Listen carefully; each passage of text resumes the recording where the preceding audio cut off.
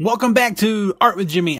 Today, we're talking about some stuff I found at Hobby Lobby. The first thing that I pull out of the bag here are two sets of Copic Chow markers. And these both have 6 colors included. Now, me personally, I have quite a few of these markers. I don't have a lot of the Chow. I found a few other Chow sets on clearance here and there. But of these 12 colors, 6 of them are new to my collection. 6 of them are duplicates. Next up, I found something that I've never seen before. I'd found this was the Spectrum Noir Tri-Blend marker. Now, my last video was of some Spectrum Noir markers, and since then I've got a couple more packs of those. But these have 3 different colors built into one, which is interesting. It's got a TB2, 3, and 4, and it does some nice gradients. And then this last thing I found, it doesn't look new, but I've never noticed them before. The Master's Touch alcohol marker set. The thing that makes me think that this isn't new is on the bottom of this package, it has the date of 2010. But all the things there are the things I'm looking for. It's alcohol-based ink. They have the brush tip, brush nib, whatever you'd like to call it.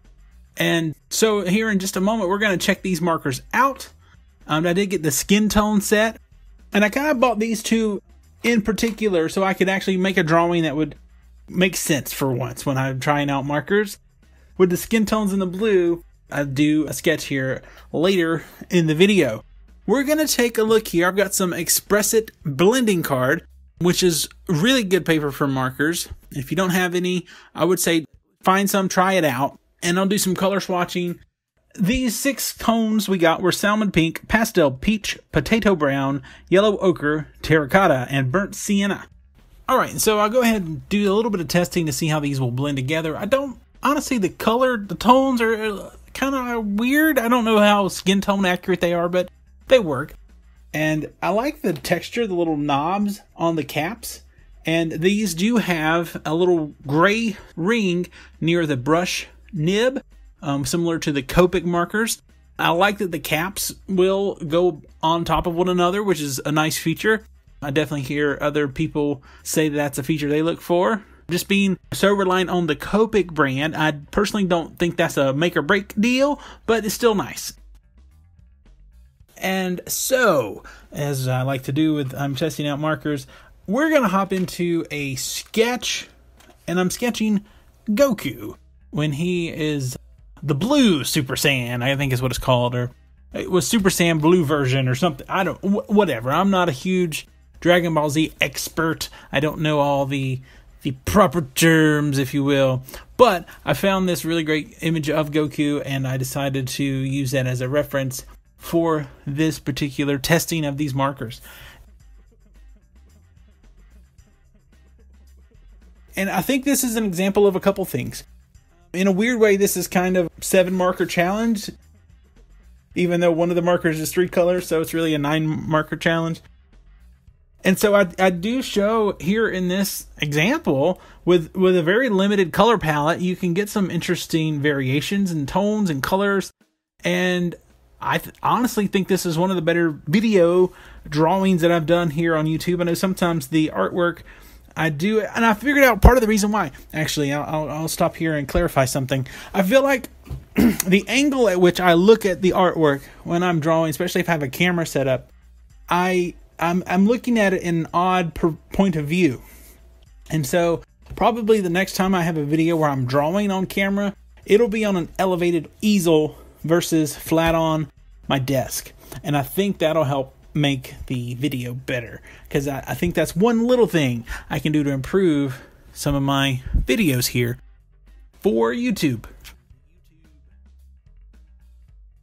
And so anyway, we're going through, sketching through. I really like how these markers work. They work like you would want them to work. They blend together. They create a nice image here. I feel overall, personally, I'm not always very happy with the way my artwork turns out. Maybe that's something some of you struggle with. If you do, let me know in the comments. You know, I think a lot of times as artists, on whatever level, we're our own worst critic. We're the people who look for all the flaws. Me personally, I generally not happy with the way art turns out. This time, I was pretty happy with the way this turned out. So, just let me know what you think. If you've used these, markers. And have you seen them before? Are they new? I don't know. I feel like they are, even though the packaging indicates they've been around for 9 years. And I'm like, how have I missed these? I've been buying markers pretty consistently for a little over 2.5 years now. I have hundreds of them, literally hundreds of them. If I can find a cheap alcohol marker, especially if it has a brush, I'll typically try it out. So I feel like I just have not seen these in, at least in my areas, Hobby Lobbies. But I do go to Hobby Lobby in Texas when I'm in that area. I'll go to Hobby Lobby in Arkansas and in Missouri, and I have not seen these until I saw them, just recently. And so, but speaking of this, I haven't actually mentioned this yet. These were $19.99. However, they were 50% off at the time. So these were only $10 for 6 markers, which is a good value. I'm always looking for those good values. At that point, these run around $1.67 a marker plus tax, which is pretty good value. The Tri-Blend, I used a 40% off coupon on it. So it was $4.99 for the 3 different colors. But I actually got it for $2.99, and then you consider there's 3 different markers in there. I really got those for like 99 cents or $1 each. So again, not a bad value. One thing I like to do, I'm using some outliners or fine liners, whatever you'd like to call them, that I purchased not too long ago on the recommendation of Kansas Geek Man, fellow by the name of Ben. You may follow on Instagram or YouTube or something. He goes under the moniker Kansas Geek Man, KS Geek Man. He recommended these, and I have liked them. They're interesting because these particular fine liners are actually water-based ink, but for some reason I find they bleed less for me typically when I'm doing sketching with my markers. These are the Zig Cartoonist. The brand, I believe, is Kuretake or something to that effect. I believe these are imported from overseas, from Japan, and the particular, I guess, individual markers are the Mangaka 05, 01, and 08 are the 3 that I have, and I have been enjoying those the last few months. But here, I do just think it's interesting that this Skin Tone Pack was able to come up with such a variety of colors. I really like the way Goku's clothes turned out, and I think his hair looks good, and I like the blending with the different colors, both with the Spectrum Noir Tri-Blend and with the Master's Touch alcohol markers. And overall, I would recommend either of these. On my scale of markerdom, both of these would be near the upper echelons.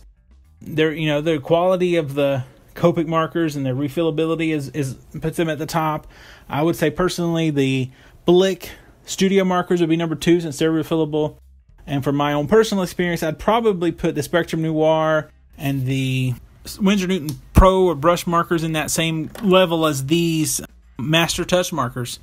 And these are considerably cheaper than the Winsor & Newton or the Spectrum Noir. So, hey, I would say if you're looking for some brush markers, get these Master Touch. Also, in the very, very near future, I'll be putting out a video with the new Ohuhu brush markers that have just come out to the market. I'm very excited to take a look at those. So, thanks so much for watching. So you can follow me on social media on Twitter and Instagram at Jimmy in Georgia to see more of my artwork. You can also subscribe to the channel by clicking right up here. Here's one of my recent videos that you might enjoy. Thank you so much for checking out my channel. I appreciate it. I'll see you next time.